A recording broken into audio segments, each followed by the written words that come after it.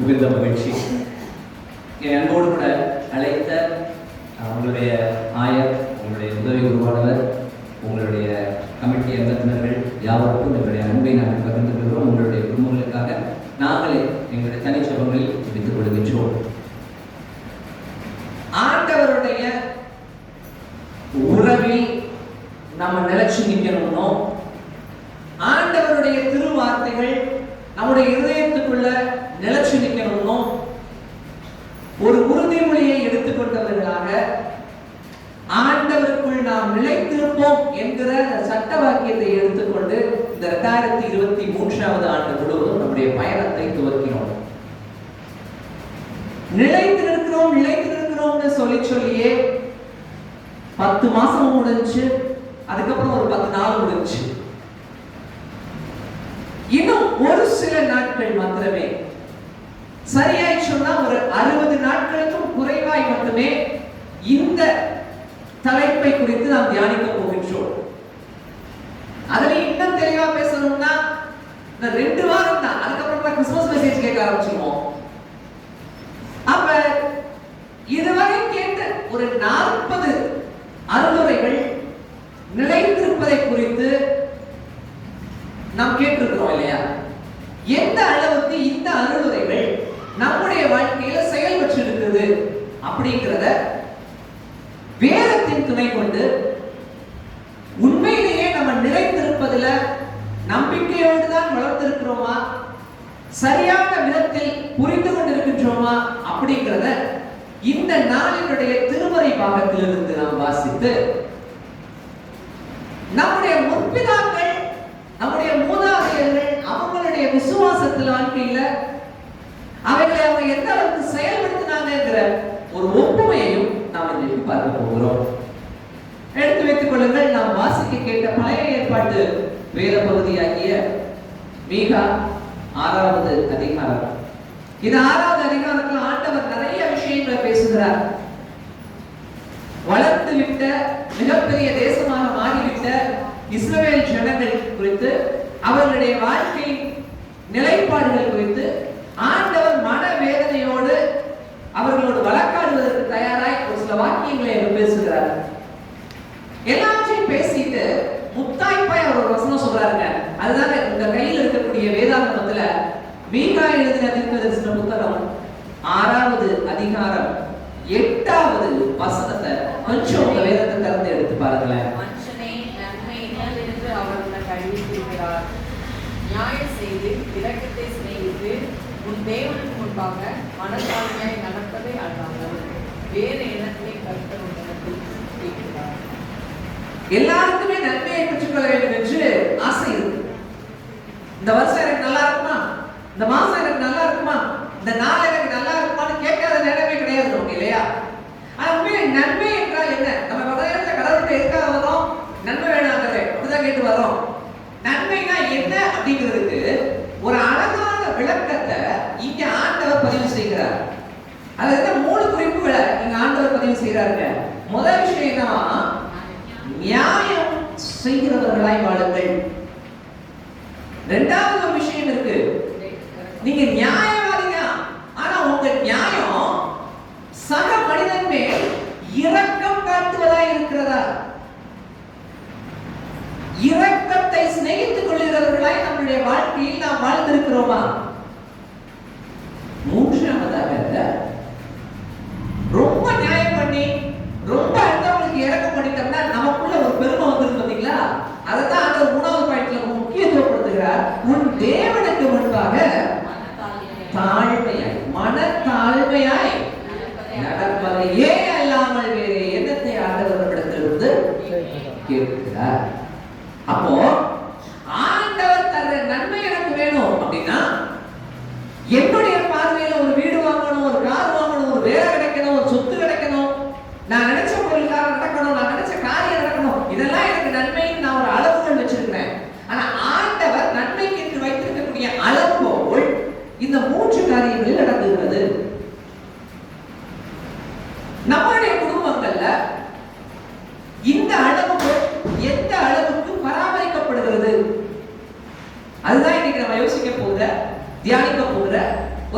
முக்கியமான ஒரு காரியம்.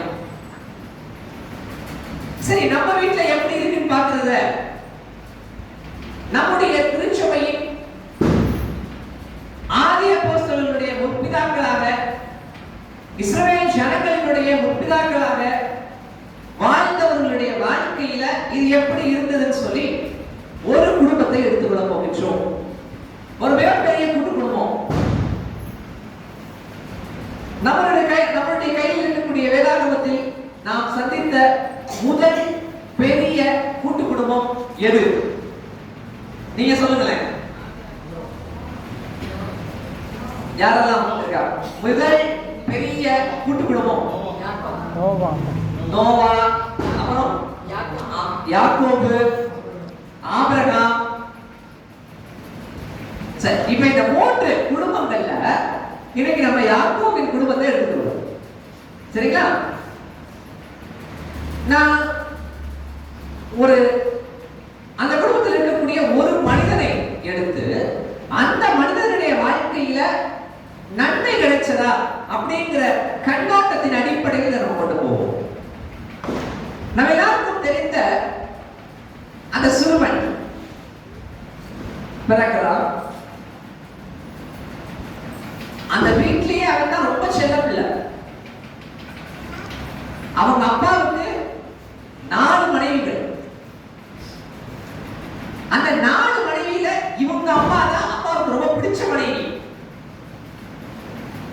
அதனாலேயே ஆட்டோமேட்டிக்கா இந்த சின்ன பையன் அவங்க அப்பாவுக்கு ரொம்ப பிடிச்சவனா இருக்கான். அந்த வீட்லயே செல்ல பிள்ளை.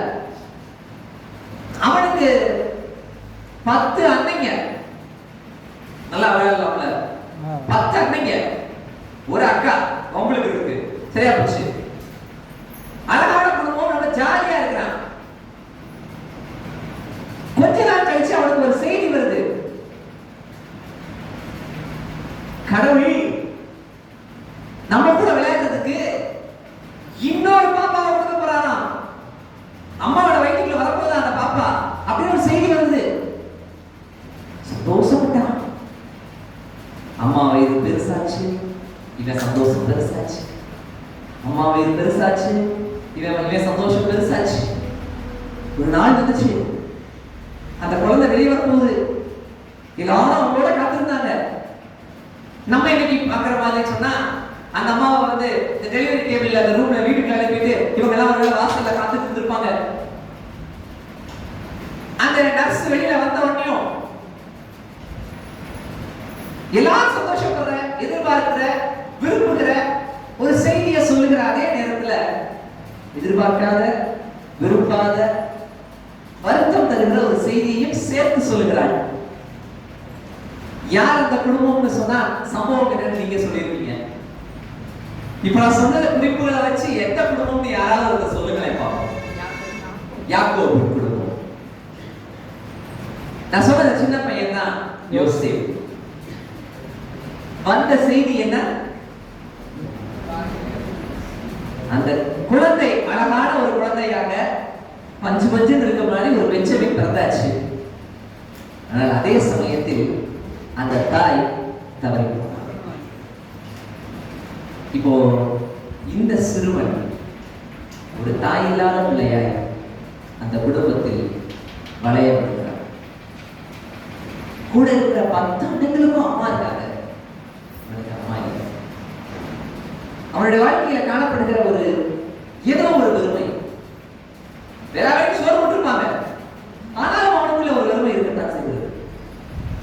ஏதோ ஒரு வருத்தம், ஏதோ ஒரு வெறுமை, ஏதோ ஒரு கவலை அவனுக்குள்ள இருந்திருக்கும் இல்லையா?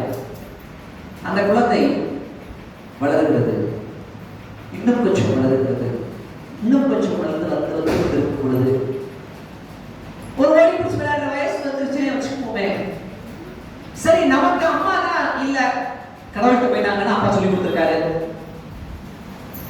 அன்னைக்கெல்லாம் இருக்காங்க, நம்மளுடைய ஓடி பிடிச்சா அவங்களோட விளையாட்டுக்கலாம் அப்படின்னு நினைச்சா பாருங்க. மூத்த அண்ணன் இருக்காருல, பெரிய அண்ணன் ரூபன் அண்ணன், ரொம்ப பெரியவர், பெரிய சேட்டையெல்லாம் செய்வார்னு சொல்லி எங்க அப்பாவுக்கே அவரை பிடிக்காது. சண்டையா இருக்கும் வீட்டுல என் நேரம். அதனாலேயே இந்த சின்ன பையனுக்கு வீட்டுல ஒரு நிம்மதியற்ற ஒரு குடும்ப சூழல். சரி, அவன் தான் பெரிய அண்ணனாலதான் வீட்டுல பிரச்சனை இல்லை, சண்டை வருது. அடுத்த அண்ணனாவது எப்படின்னு பார்ப்போமே கொஞ்சம் நிமிர்ந்து பார்த்தா, அடுத்த 2 அண்ணங்க, சிமியோன் அண்ணன், லேவி அண்ணன், சண்டைக்காரங்க. எங்க அக்கா தாமரக்கா இருக்காங்கல்ல, எங்க அக்கா ஊரை சுத்தி பார்த்து வரேன்னு கிளம்பி போய் ஒரு பஞ்சாயத்து இழுத்து வந்துருச்சு. இழுத்து வந்தோடனே எங்க 2 அன்னைகள் என்ன செஞ்சுட்டாங்க, கோபத்துல கொண்டு போய் ஒரு ஊரையே போட்டாங்க. அவ்வளவு கோபம் எங்க 2 அவங்களால எங்க அப்பாவுக்கு நிம்மதியே இல்லை. மறுபடியும் வீட்டுல சண்டை, பிரச்சனை. இந்த இப்படி ஒரு பிரச்சனைகளின் மத்தியில வாழ்ந்து வளர்ந்து வருகிற ஒரு சிறுவன். சரி, 4வது அண்ணனாவது எப்படின்னு பார்ப்போமே. முதல் 3 அன்னைக்கு தான் சரியா இல்ல, 4வது அண்ணனை கொஞ்சம் யோசிப்போமே. யோசிச்சா அவரு இன்னைக்கு இருக்கிற நம்ம குடும்பங்களுக்கு பெரிய முன்மாதிரி. எப்படின்னா, எதுலன்னா தனி கொடுத்துரும் அவர்கள். அவர் அப்பவே தனி கொடுத்துட்டு போயிட்டார், யூதா அண்ணன். சரிங்களா? அண்ணன் அண்ணன் தனி கொடுத்து போன கதை 32 அதிகாரம் முழுசு இருக்கு, வீட்டுல போய் படிச்சுக்கலாம். அப்ப அதனால வீட்டுல சண்டை, பிரச்சனை. இப்படி ஒரு குழப்ப மனநிலையில் வளர்கிற ஒரு அடுத்த தலைமுறை. இன்னைக்கு நம்முடைய சமுதாயங்கள்ல, நம்முடைய குடும்பங்கள்ல, நம்முடைய திருச்சபைகள்ல எத்தனையோ பிரச்சனைகளின் மத்தியில, குழப்பங்களின் மத்தியில தான் அடுத்த தலைமுறையினர் கடவுளின் அன்பை தெரிந்து கொள்வதற்கு ஆலயத்திற்கு வருகிறார்கள். இன்றைக்கும் நாம் அப்படிப்பட்டவர்களோடு இணைந்துதான் ஆண்டவர் சமூகத்துல நாம் அமர்ந்திருக்கின்றோம். பல நேரங்களில் நன்மையை காண வேண்டும் என்று விரும்புகிற எல்லாருடைய எதிர்பார்ப்புமே, என் வாழ்க்கையில் ஏதாவது ஒரு வகையில் நன்மை ஏற்பட்டாதா அப்படின்னு எதிர்பார்க்கும் பொழுது பலவிதமான பிரச்சனைகளை அவர்கள் எதிர்கொண்டு சோர்ந்து போய்தான் வாழ்ந்து கொண்டிருக்கிறார்கள். இப்படிப்பட்ட சூழ்நிலையில இவன் வாழ்க்கையில எங்கேயாவது நியாயம் கிடைச்சிச்சா,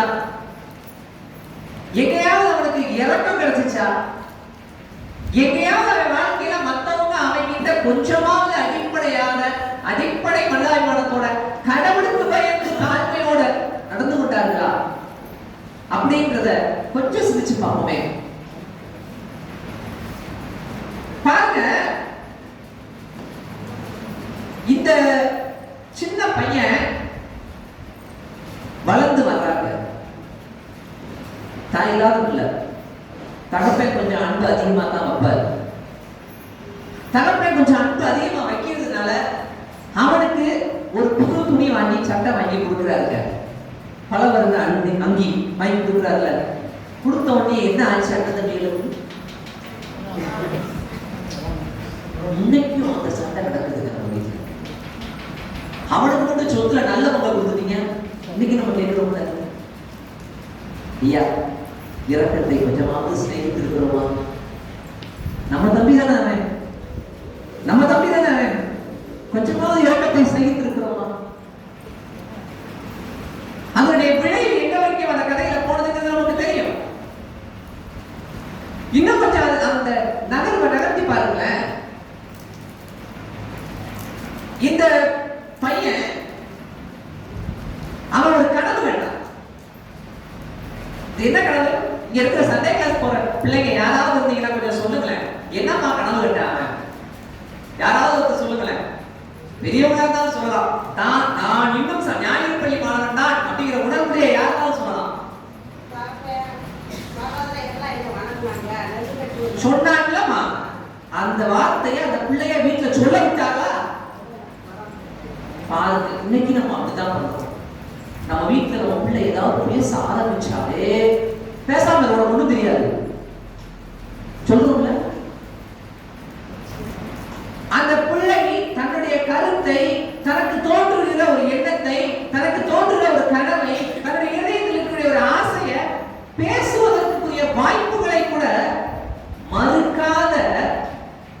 மறுத்து விடுகிற ஒரு குடும்பம் தான் நன்மையை எதிர்பார்க்கிறது. நியாயமா? இதுதான் ஆண்டவர் எதிர்பார்க்கிற நியாயமா? ஆண்டவர் என்ன சொல்றாரு? ரொம்ப தெளிவா நியாயம் செய்யுங்கள்னு. அன்றைக்கு யாக்கோபு பிள்ளைக்கு நியாயம் செய்த செய்தாரா? நாம் அவர் செஞ்சாரா செய்யலாம் தீர்ப்பு அப்புறம் எழுதுவோம். நம்ம பிள்ளைகளுக்கு செய்கிறோமா? சரி, இன்னும் கொஞ்சம் நகர்ந்து வருவோமே.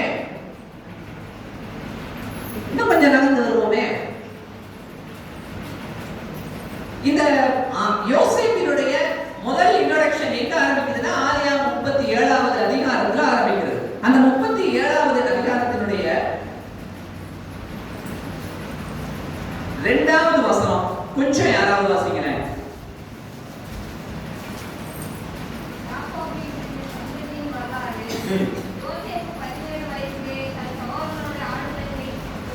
என்ன வேலை பார்த்தா? யாருடைய ஆடு?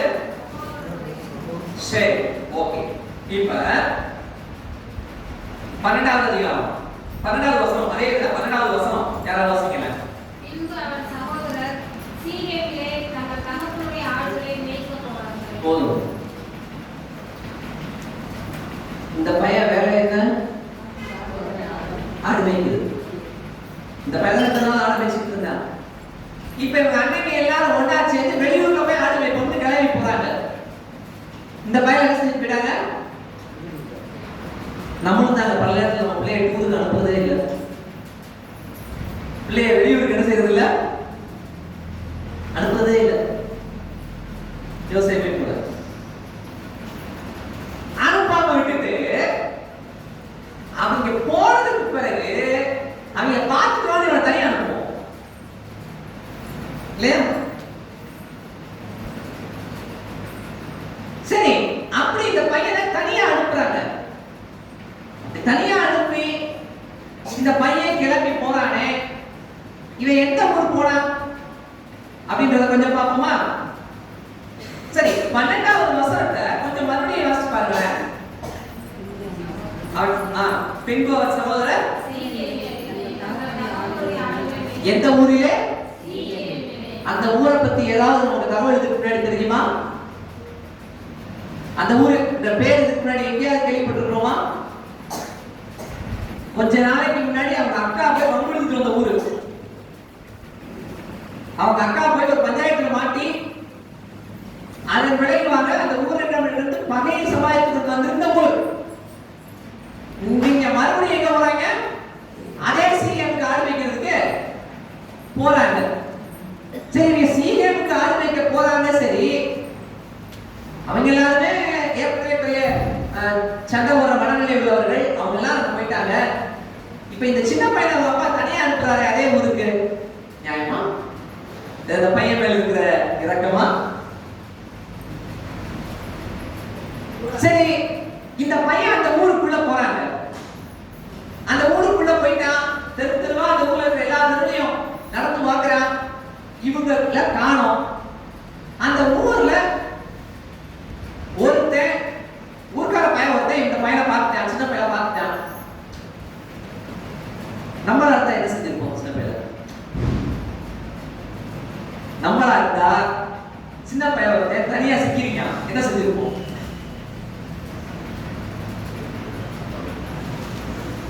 உங்க குடும்பம் தானே அன்னைக்குங்கள பழிவா வச்சு எல்லா கதையும் பேசிப்போம்ல. ஆனா பாருங்க, அந்த ஊர்க்கார ஒருத்தன் அவனை பார்த்து கேட்கிறாங்க. என்ன கேட்கிறாங்க கொஞ்சம் வாசிக்கிறேன். 15வது வசனம். அப்பொழுது ஒரு மனிதன் அவன் வெளியிலே வழிநடத்தி திரிகிறதை கண்டு என்ன தேடுகிறாய் என்று அவனை கேட்டான். 17 வரைக்கும் வாசிங்க. அதற்கு அவன், என் சகோதரரை தேடுகிறேன், அவர்கள் எங்கே ஆடு வைக்கிறார்கள் சொல்லும் என்றான். அந்த மனிதன், அவர்கள் இவ்விடத்திலிருந்து போய்விட்டார்கள், தோத்தானுக்கு போவோம் என்று அவர்கள் சொல்ல கேட்டேன் என்றான். அப்பொழுது யோசேப்பு தன் சகோதரரை தொடர்ந்து போய் அவர்களை தோத்தானிலே கண்டுபிடித்தார். ஒரு வாலிபன் வழிதப்பி திரிகிற பொழுது அவனை கூப்பிட்டு, என்னப்பா ஏன் நீ அலைகிற, ஏன் நீ தெரியாம வழி தெரிஞ்சு அலைஞ்சிட்டு இருக்க, உனக்கு என்ன வேணும் அவனுக்கு கேட்டு, உங்க அண்ணன் பாருங்க அந்த ஊருக்கு போயிருக்காங்கப்பா, நீ அங்க போனா அவங்கள பார்க்கலாம்னு அவங்களுக்கு அந்த பையனுக்கு ஒரு நல்ல வழியை சொல்லுகிற இந்த மனிதனிடம் காணப்படுகிற குணம் நம்மிடத்தில் இருக்கிறதா? இவன் கடவுளை அறியாத சீகேம் நாட்டு பிரஜை. அந்த சீகேம் நாட்டு பிரஜையிடம் காணப்பட்ட நன்மை அவன்கிட்ட இருக்கு இரக்கமா பேசணும்னு, கடவுளுக்கு பயந்து அந்த பையன்கிட்ட பேசணும்னு, நியாயம் என்னவோ அந்த நியாயத்தை தகவலா சொல்லணும்னு. பல நேரங்கள்ல நாம் தவறி விடுகிற அநேக கதாபாத்திரங்களில் இதுவும் ஒன்றாய் மாறிவிடுகிறது. அந்த சீகேம் நாட்டு பிரஜையினாகிய மனிதனிடம் காணப்படுகிற இந்த நல்ல குணம் இந்த ஒட்டுமொத்த யாக்கோபின் குடும்பத்தாரிடம் இல்லையே. நம்ம பல நேரங்கள்ல யாக்கோபின் குடும்பத்தாரை மட்டுமே உதாரண புருஷர்களாக எடுத்துக்கொள்கிறோமே. அப்படி என்றால் மற்றவர்களில் நல்லவர்கள் இல்லையா? அவர்களுக்கு தெய்வ பயம் இல்லையா? அப்போ வேதத்தில் கொடுத்திருக்கிற ஒவ்வொரு கதாபாத்திரமும் நமக்கு ஏதோ ஒரு செய்தியை சொல்லிக்கொண்டே இருக்கிறது. இப்ப இந்த கதாபாத்திரம் நமக்கு தருகிற ஒரு செய்தி, இந்த மனிதனிடம் காணப்படுகிற நியாயம், இந்த சிறுவன் மேல் அந்த மனிதன் காட்டுகிற ஒரு இரக்கம், இந்த மனிதன் தேவனுக்கு பயந்து சரியான செய்தியை சரியாய் சொல்ல வேண்டும் என்கிற அந்த பதவதப்பு அவனிடத்துல காணப்படுது. சரி, காணப்பட்டாச்சு. அந்த பையனுக்கு தோத்தான்ல இருக்கிறான்னு தகவலும் சொல்லியாச்சு. இப்ப நம்ம யோசேப்பு எங்க நடந்து போறவாரு? தோத்தானுக்கு.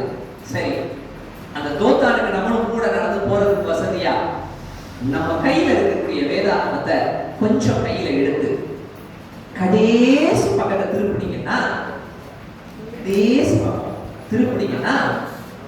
மேப் கொடுத்திருப்பாங்க, வரைபடம் கொடுத்திருப்பாங்க. நம்ம பல வருடமான வேதத்தை வைத்திருந்தாலும் ஒரு நாள் கூட திரட்டி பார்க்காத பக்கங்களில் அவைகள் கொஞ்சம் இல்லையா? அந்த வேத பக்கங்களை கொஞ்சம் எடுத்துக்கிட்டீங்கன்னா 4 மேப் இருக்கும். எப்படி உங்களுடைய வேதாகமம் இல்ல, சரிங்களா? கொஞ்சம் முன்னாடி வந்து 4 மேப் வரைக்கும் இருக்கும். அதுல முதலாவது ஒரு மேப் இருக்கும், ஆபிரகாம் பிரயாணம் பண்ணின தேசங்கள் அப்படின்னு சொல்லி முதலாவது ஒரு மேப் இருக்கும். இருக்கா? உங்களுடைய வேதாகமத்துல முதல் படமாக ஆபிரகாம் பிரயாணம் பண்ணின தேசங்கள் இருக்கும். அந்த ஆபிரகாம் பிரயாணம் பண்ணின அந்த தேச வரைபடத்துல உங்க கையில இருக்கக்கூடிய வேதாகமத்துல அதுல தோத்தான் இருக்கா அல்லது சீகேம் இருக்குதா அப்படிங்கறத கொஞ்சம் பாருங்க. உங்களுடைய ஏதாவது ஒரு வேதாகமத்துல ஏதாவது ஒரு மேப்ல அந்த சீகேம் என்கிற படம் இருக்கிறதா அப்படிங்கறத கொஞ்சம் பாருங்க. சீகேம் அப்படிங்கிறது சமாரியாவுக்கு பக்கத்துல இருக்கக்கூடிய ஒரு பிரதேசம். இன்னும் சரியா சொல்லணும் அப்படின்னா இஸ்ரவேல் கோத்திரத்தாரின் தேச படம் ஒரு படம் இருக்கும். 2வது படமா இருக்கலாம் உங்களுடைய கையில் இருக்கக்கூடிய வேதாகமத்துல 2வது மேப். உங்க கையில் இருக்கக்கூடிய வேதாகமத்துல 2வது மேப்பாக இஸ்ரவேல் தேசத்தினுடைய கோத்திர படம் இருக்கும். அந்த கோத்திர படத்துல மையத்துல சீகேம் அப்படிங்கிற ஊர் இருக்கும். இருக்கா? அந்த உங்க பேப்பர்லயே மைய புள்ளி வச்சீங்கன்னா அந்த இடத்துல சீகேம் வரும். இந்த சீகேம்ல இருக்கின்ற இவன், சரிங்களா? சீகேம்ல இருந்து இவன் எங்க போறாரு அப்படின்னு பாத்தீங்கன்னா கர்மேல் மலைக்கு பக்கத்துல இருக்கக்கூடிய தோத்தான் அப்படிங்கிற ஊருக்கு போகிறார். கர்மேல் மலை எங்க இருக்குன்னு கொஞ்சம் பார்க்க முடியுமா? உங்க கையில் இருக்கக்கூடிய மேப்ல கர்மேல் மலை வருகிறதா? அதாவது வலது பக்கம் பாதியில இருக்கும் இல்லையா? அந்த கர்மேல் மலைக்கு பக்கத்துல இருக்கக்கூடிய தோத்தான் அப்படிங்கிற ஒரு சிலவே மேப்ல தோத்தான்ங்கிற பேருமே கொடுத்திருக்கும். சீகேமில் இருந்து தோத்தானுக்கு என்ன செய்யறான்? பிரயாணப்பட்டு போகின்றான். சரி, இப்ப நம்ம ஆதியாகமம் திருப்பி ஆதியாகமம் வந்துரும். இங்க மேப்ல ஒரு கைக்குள்ள வச்சுக்கங்க, அப்புறமா நம்ம இங்க வருவோம். இப்ப இந்த வாலிபன் இப்ப எதை நோக்கி போய் கொண்டிருக்கிறான்? தோத்தானை நோக்கி போய் கொண்டிருக்கிறான். இந்த சகோதரர்கள் எல்லாரும் தோத்தான்ல ஒரு ஆடு மேய்ச்சிட்டு இருக்காங்க. தூரத்துல அந்த பையன் என்ன செய்யறான்? வரான். சரியா? இப்ப இவங்க அத்தனை பேர் என்ன செஞ்சாங்க? அந்த பையனை பார்த்துட்டாங்க. இப்ப அவங்க கிட்ட வர்றதுக்குள்ள ஒரு பிளான் பண்றாங்கல்ல. என்னங்க பிளான்? அந்த பிளான் நியாயமா இரக்கத்தை சிநேகித்த பிளானா? தேவனுடைய பார்வையில் தாழ்மையான ஒரு பிளான் போட்டிருக்காங்க. அவங்க எதுவுமே இல்லை. இப்ப அந்த வாலிபன் வரும்பொழுது முதல்ல அவன் கொலையா முடிவு பண்றாங்க. அது ரூபன் மட்டும் என்ன செய்யறாரு? இல்ல கொலை பண்ண வேணாம், உயிரோடு கொண்டு போய் அப்பாட்ட போகணும் ஒரு பிளான் மனசுக்குள்ள வந்துச்சுட்டு, இல்லங்க அவன் வந்து என்ன செய்யணும், கொலை பண்ண வேணாம், பக்கத்துல ஒரு ஆழமான பள்ளம் இருக்கு, அந்த பள்ளத்துக்குள்ள என்ன சொல்லிடுவோம், தள்ளி விட்டுருவோம் அப்படின்னு சொல்லி அவர் முடிவு பண்ணுகிறார். இப்ப இந்த பையன் வருகிறான், வந்து நிற்கின்றான்.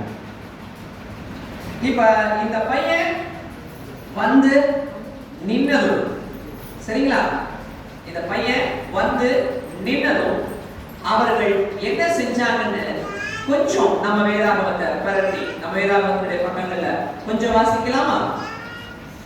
ஆதியாகமம் 37வது அதிகாரத்துல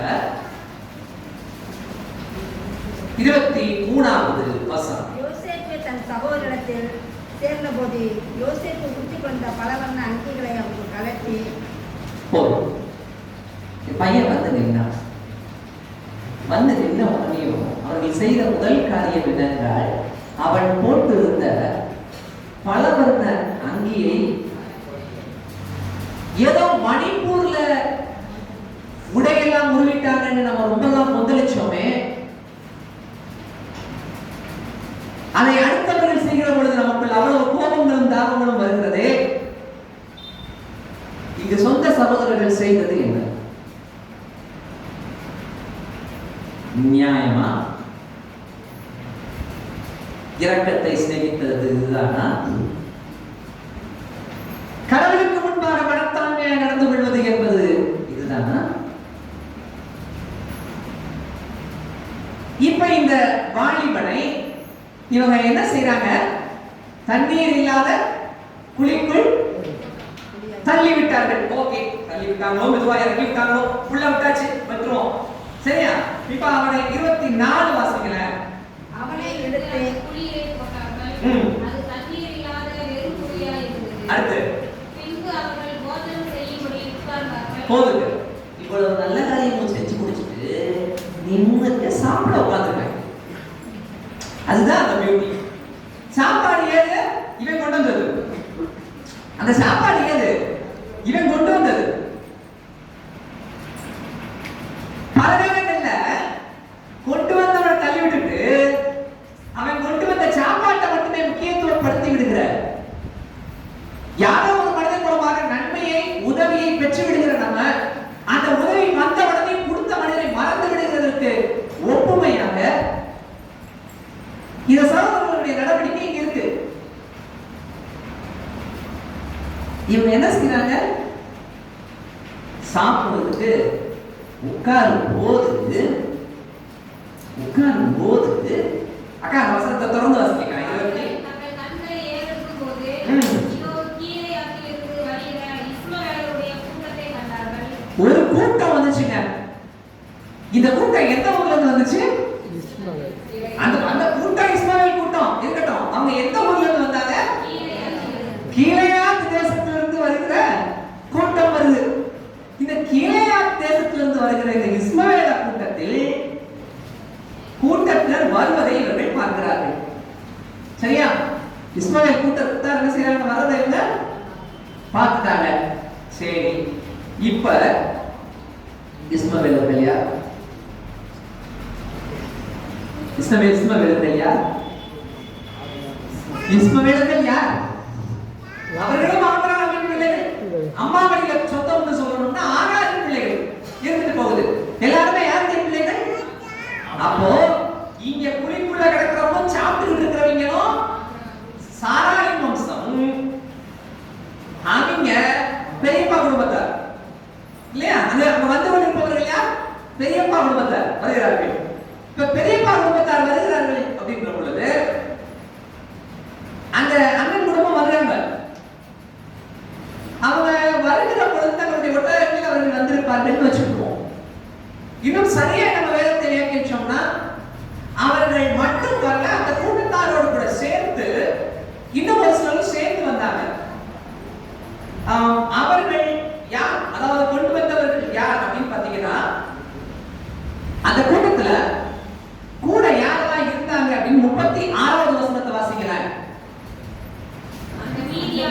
மீதியானியர் யோசேப்பை எகிப்திலே மறுபடியும் சொல்லுங்க. அந்த மீதியானியர் அந்த இது கதை ஆரம்பத்துல வந்தது யாரு? சாப்பிட உட்காரும் போது தூரத்துல வந்துகிட்டு இருந்தது யாரு? இப்ப வித்தது யாருக்கு ஆகி போச்சு? இஸ்மவேலா மீதியானியரா? இஸ்மவேலா மீதியானியரா? வேதத்தை வாசிச்சு போகாம கொஞ்சம் தெளிவா வாசிச்சோம்னா நமக்கு பல செய்திகளை வேதம் இவங்க தூரத்துல பார்க்கும் பொழுது லாங் ஷாட்ல இஸ்மவேலர்களா தெரிஞ்சிருக்காங்க. கதையுடைய கிளைமாக்ஸ்ல இவங்க கொண்டு போனது யாருன்னா மீதியானியர்களா தெரியுறாங்க. நமக்கு இப்ப ரெண்டுமே லாங் ஷாட்டா இருக்கு, தெரியல தெளிவா. கொஞ்சம் பக்கத்துல வச்சு ஷாட் எடுத்து பார்த்தா தான் தெரியும். கொஞ்சம் ஜூம் பண்ணி பார்க்கணும். வாங்க கொஞ்சம் ஜூம் பண்ணி பார்ப்போமே. இப்ப கொஞ்சம் ஜூம் பண்ணி 28வது வசனத்துக்கு வாங்கல. அந்த வர்த்தகரான மீதியானியர் கடந்து போகிற போது யார் கடந்து போகிற போது? வர்த்தகரான மீதியானியர். அப்ப ஆரம்பிக்கும் போது யாரோ வர்றாங்கன்னு நினைக்கல. இஸ்மவேல். அப்ப அவங்க ஓடாது.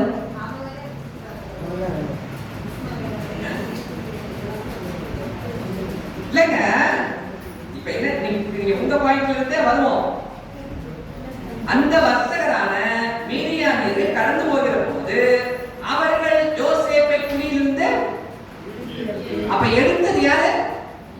மீதியானியர் தானே, இஸ்மவேலர்கள் இல்ல. வசனம் கரெக்டா வந்துருக்கீங்கல்ல நீங்க? உங்க பைபிள்ல அப்படி இருக்கல, ஏன் வசனத்துல விட்டுருங்க. உங்க வசனத்துல அப்படி இருக்கல, ரைட்டா? சரி, இப்ப அவங்க என்ன செய்றாங்க? அவனை எடுத்து அவனை இஸ்மவேலர்கள் கையில் 20 வெள்ளிக்காசுக்கு. அப்ப நல்லா கவனிங்க, இவங்க 10 பேரும் வேடிக்கை மட்டும் பார்த்தாங்க. இவங்க 10 பேரும் வேடிக்கை மட்டும் தான் பார்த்தாங்க. இவங்க அந்த பயணத்தை கொள்ளிலிருந்து தூக்கவும் இல்லை, இவனை விற்கிறதுக்கு இருந்த பேரம் பேசவும் இல்லை, வித்த காசை வாங்கி இவங்க பாக்கெட்ல போடவும் இல்லை. நம்ம அண்ணன் தம்பிங்க அவனை வித்துட்டாங்கன்னே சண்டை காசுல படிச்சு பழகிட்டோம்ல, சரியா? இவங்க என்ன சாப்பிட்டு கொண்டுதான் இருக்காங்க. தன்னுடைய சகோதரன் ஒருவன் அடிமையாக விற்கப்பட்டு போகின்ற பொழுது கூட அதை கண்டும் காணாதது போல் இருக்கின்ற சகோதர கூட்டங்களை ஒருவேளை நாமும் இருந்தோம் என்றால், நம்முடைய சகோதர குடும்பங்கள் பொருளாதாரத்தில் நலிவுறுகிற பொழுது அவர்களை கண்டும் காணாதவர்களாய் நாமும் இருந்தோம் என்று சொன்னாள். நம்முடைய உறவுகள் கஷ்டப்படுகிற பொழுது அவர்களை கண்டும் காணாதவர்களாய் நமக்கு சாப்பாடு இருக்க போதும்னு சாப்பிட்டு கொண்டிருக்கிறவர்களாய் இருந்தோம் என்று சொன்னால் நியாயம் செய்கிறோமா? இரக்கம் சிநேகிக்கிறோமா?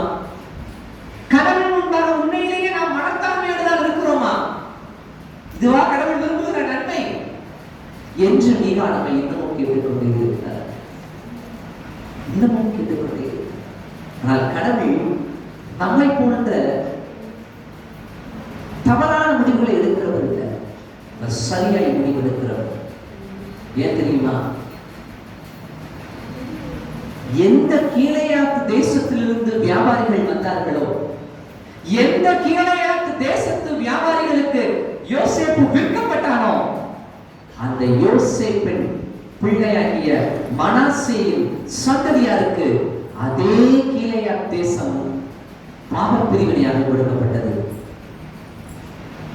அந்த தேசத்தை நியாயாதிபதிகள் 6வது அதிகாரத்தில் யெப்தா யுத்தம் செய்து மறுபடியும் பிடித்துக் கொள்கிறார்.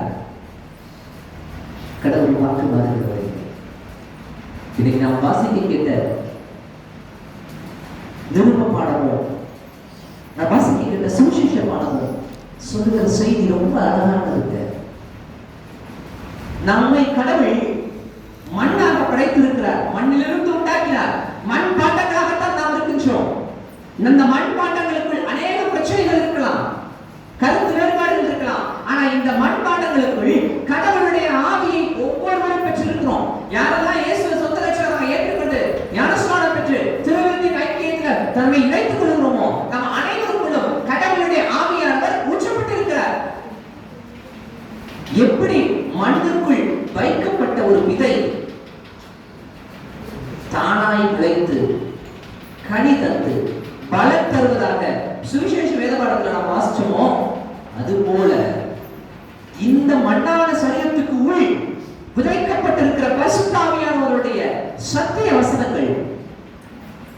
கொஞ்சமாவது அடுத்தவர்களுக்கு கனி தரட்டுமே, கொஞ்சமாவது வளரட்டுமே, வளர்ந்து கனி தரட்டுமே.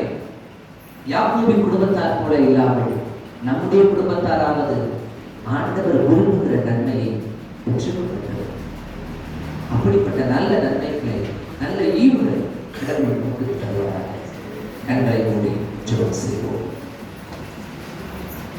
நல்ல தகப்பனே, இந்த காலை பொழுதுகள் உம்முடைய பிள்ளைகளாய் நாங்கள் ஒன்று கூடியிருக்கிறோம். நாங்கள் மண் என்று நினைவு கூறுகிறோம். எங்கள் வாழ்க்கையில் உம்மை பிரதிபலிக்கிறவர்களாய் நாங்கள் வாழாமல் போனோம் என்பதை நினைவு கூறுகிறோம், ஒத்துக்கொள்கின்றோம். ஒத்துக்கொள்கின்றோம். நீர் நல்லவர், நியாயமுள்ளவர். நீர் பேசும்போது உடைய நீதி வெளிப்பட வேண்டும் என்பதற்காக நாங்கள் இப்பொழுதே அவர்களை அறிக்கை செய்து விடுகிறோம். ஐயா கடவுளே, எங்கள் வாழ்க்கையில் ஒருவேளை இதுவரைக்கும் நாங்கள் ஏதோ பெரிய ஆட்கள் என்று எங்களை நினைத்துக் கொண்டு பெருமையாய் இருந்தோம் என்று சொன்னால், நாங்கள் மண் என்கிற மனத்தாழ்மையை முதலாவது எங்களுக்குள் தாரும். இந்த மண்ணான சரீரத்துக்குள் உம்முடைய ஆவியின் சகாயத்தை பெற்றிருக்கிறோம் என்பதை நாங்கள் உறுதியாய் நம்ப, இந்த நாளினுடைய திருவிருந்து எங்களுக்கு உதவி செய்யட்டும் என்று சொல்லி நாங்கள் வேண்டுகிறோம். எங்களுக்கு அந்த குறிப்பிட்ட நன்மைகளை எங்களுக்கு ஏற்படுத்தித்தார். ஆம் தகப்பனே, எங்களுடைய வாழ்க்கையில் ஒருவேளை யோசேப்பின் குடும்பத்தார் போல நியாயமில்லாதவர்களை நாங்கள் இதுவரை செய்திருந்தாள், இரக்கத்தை சிநேகிக்காமல் விட்டிருந்தாள், கடவுளுக்கு முன்பாக தாழ்மையாய் மனத்தாழ்மையோடு வாழ்வதை நாங்கள் ஒருவேளை மறந்திருந்தாள், எங்களை மன்னித்தவர். நீர் ஆளுமை செய்யும், நீர் எங்கள் உள்ளங்களை பேசும். நாங்கள் நடக்க வேண்டிய வழியை நீர் எங்களுக்கு சொல்லித்தார். மத்திய ஆகாயத்திலே வருகிற பொழுது நீர் எங்களோடு வழக்காடுகிறவராய் அல்ல, எங்களுக்கு நித்திய வாழ்வை வளர்க்குகிறவராய் வர வேண்டுமே. நாங்கள் அதற்கு தயாரானவர்களாய் இருக்க எங்களுக்கு சொல்லித்தார். நீர் மாத்திரம் மகிமை, துதி, நடன, மகிமை எல்லாவற்றையும் ஒருவருக்கே இருக்கிறோம். நேசிக்கிற இயேசு கிறிஸ்துவின் மூலம் ஜெபிக்கிறோம் நல்ல பிதாவே. ஆமென். ஆமென்.